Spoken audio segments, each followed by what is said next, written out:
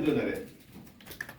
Itong mga investigasyon sa Pogo pinapakita ang tila kapalpakan ng ilang mga ahensya ng pamahalaan. Pangunahin na dyan, nabanggit ko na rin itong nagdaang araw, ang Philippine Statistics Authority.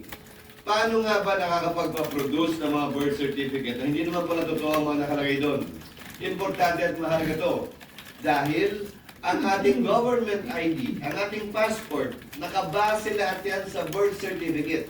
Kung hindi pa rin natin pwedeng pagkatiwalaan ng birth certificate, paano na yung ibang mga government identification cards na ini-issue natin?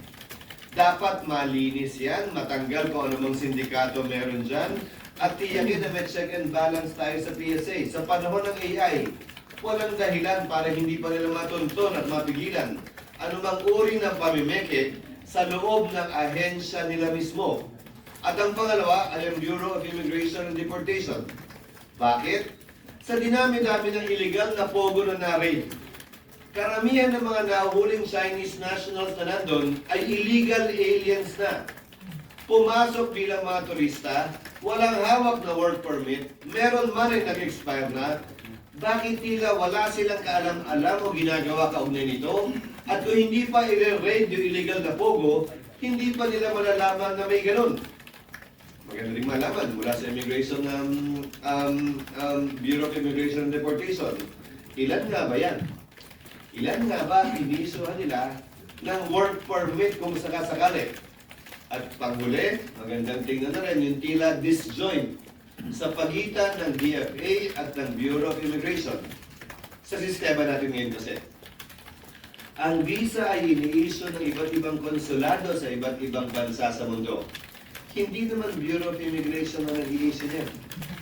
Walang karapatan mag-issue ng work permit ang DFA sa pagkakaalam ko. So lahat ng ini-issue nilang visa sa iba't ibang konsulado, sa iba't ibang parte ng bansa, kabilang ang China, ay puro tourist visa. Bagaman ang intensyon ay magtrabaho dito. At ang ginagawa ay nagpapakonvert na lamang ng visa dito sa pamamagitan ng BID. Pag hindi nila ginawa yun, apparently there is no information sharing between the DFA and the BID with respect to the number of visas they've issued and how long the visa is for each and every individual that they issue a visa in favor of in that particular jurisdiction or consulate. At kulang ang ahente naman ng BID para naman i-monitor yung milyon na dayuhan na inisyoan ng visa ng pamahalaan.